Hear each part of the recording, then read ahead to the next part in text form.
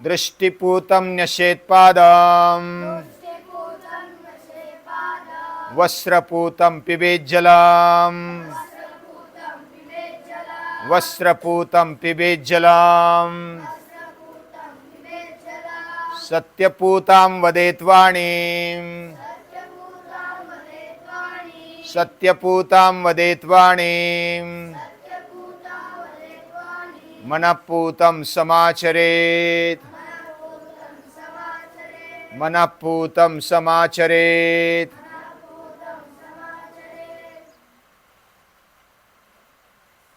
एक अंधा व्यक्ति था और वह अभी दिन हो रात हो वह अपना अपना कार्य सही तरीके से कर रहा था, क्योंकि उनको आदत हो गई थी। एक इंद्रिय चले जाने के बावजूद भी ऐसे लोग बहुत ही अच्छी तरह से बाकी इंद्रियों का सेंसेशन प्राप्त करते हैं। लेकिन एक दिन वो रात को निकला। अभी उसको रात और दिन सब एक जैसा ही है, फिर भी एक व्यक्ति मिला उसको, वो होशियार था। उसने बोला कि लालटेन लेके जाओ। तो अंधा व्यक्ति बोलता है मुझे लालटेन का क्या मतलब, मुझे दिखता भी नहीं है, रात हो या दिन हो, शाम हो या सुबह हो, दिखता तो नहीं है, लालटेन का क्या उपयोग होगा। तो वह बोला कि तुम्हें तो नहीं दिखता, लेकिन सामने आने वाला तो वो देखेगा ना, तुमसे टकराएगा नहीं, कम से कम लालटेन लेके चला है तो सामने वाला देखेगा और साइड में हो जाएगा। तो उसने आग्रह करके उसको लालटेन दे दिया। लालटेन मालूम है ना।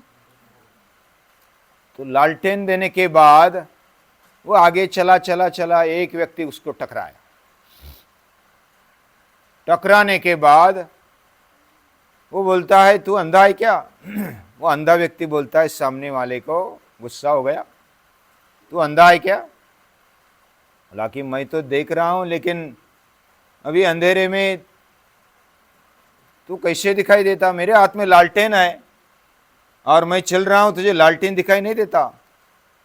तो वो व्यक्ति बोलता है लालटेन के अंदर ज्योति नहीं है, वह जला हुआ होना चाहिए ना।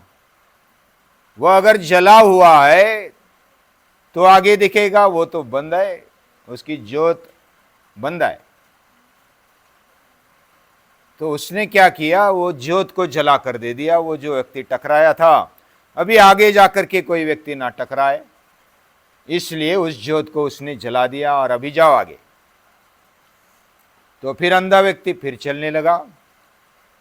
फिर चलने लगा, कुछ देर चलने के बाद दूसरा व्यक्ति टकराया। वो फिर गुस्सा हो गया, अरे ये क्या बात है, अभी तो मेरे हाथ में लालटेन है, वो भी जला हुआ है, उसकी ज्योत अच्छी है, और फिर भी तू टकराया, तू अंधा है क्या। तो सामने वाला सचमुच अंधा था। वो बोला कि मैं अंधा हूं, और वो बोला कि मैं भी अंधा हूं।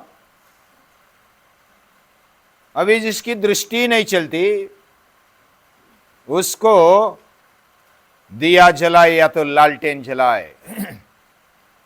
हमारे जीवन में दृष्टि होना, दृष्टि के साथ साथ सद्विचार होना जरूरी है।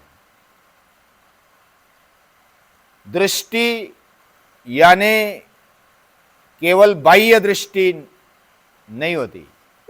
बाह्य दृष्टि से तो हम भौतिक चीजें देखते हैं, लेकिन अंतर्दृष्टि, जिसको आउटलुक बोल सकते हैं,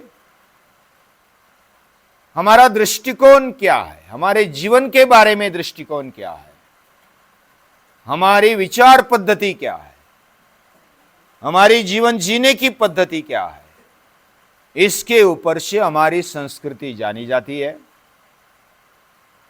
दृष्टिपूतम निषेध पादम, दृष्टि शुद्ध करते हुए हमें आगे पांव को रखना चाहिए।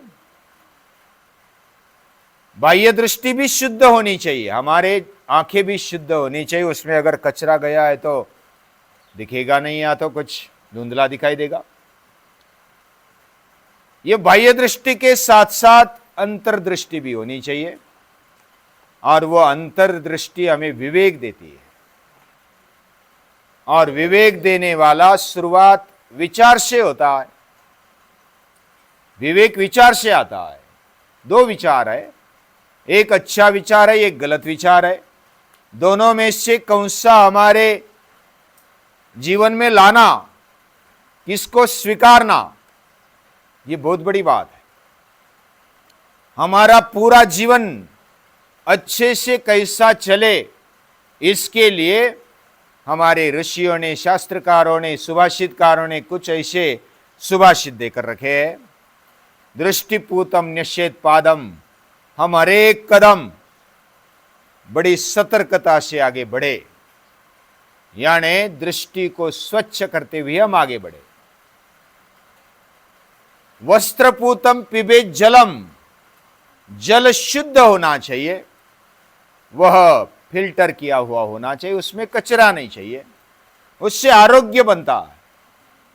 यानी हमारा लगभग 80% 80% आरोग्य पानी से बरकरार रहता है, और 20% इधर खाना, बाकी इधर पीना, वातावरण इसके ऊपर से बिगड़ता है या तो अच्छा रहता है।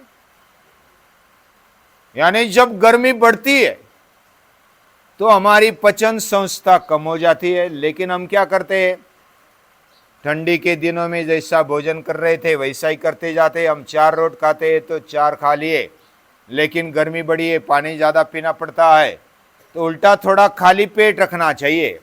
गर्मी में जब गर्म होता है वातावरण, तब जाता है, बादलों से भर जाता है, तो हमें कम खाना चाहिए। पानी भी शुद्ध पीना चाहिए, पानी अधिक पीना चाहिए जब गर्मी होती है।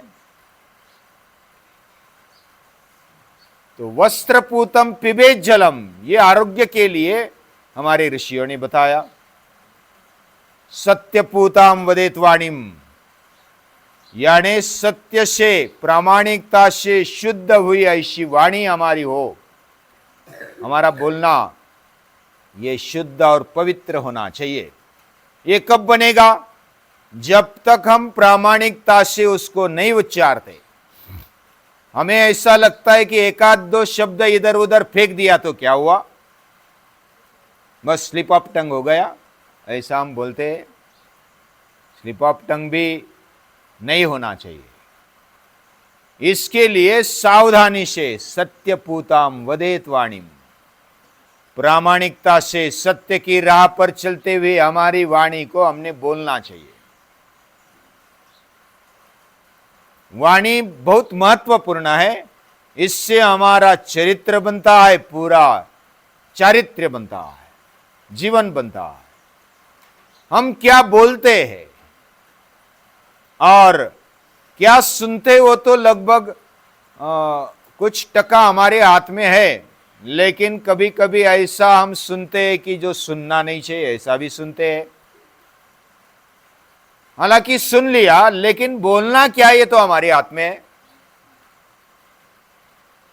किसी ने समझो हमें गलत बोल दिया, उसका उत्तर देना हमारे हाथ में, या तो मौन रखना हमारे हाथ में।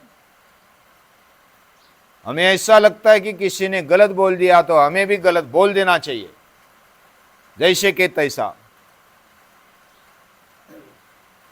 तो इससे हमारी, बाकी बोल दिया तो उसमें कोई बड़ी बात हम नहीं मानते, लेकिन जब हम बोल देते हैं तो हमारा चरित्र, हमारा जीवन नीचे की ओर आ जाता है। उसने तो बोल दिया सामने वाले ने, लेकिन हमने बोल दिया तो हमारा उसके जैसा ही जीवन और नीचे जाएगा, हमारा चरित्र घटता जाएगा, उसकी उच्चता नीच होती जाएगी। सत्यपूताम वदेत वाणीम मनपूतम समाचरेत, हमारी अंतर जो प्रेरणा है वह शुद्ध मन से आती है। यानी हमारा आचरण कैसा हो, हमारे अंदर से आवाज आ जाती है कि बस ये योग्य है, ये अयोग्य है। और जब शुद्ध अंतःकरण से जो आवाज आती है, वही आवाज हमें सच्ची राह पर ले जाती है। वो सही राह पर ले जाएगी।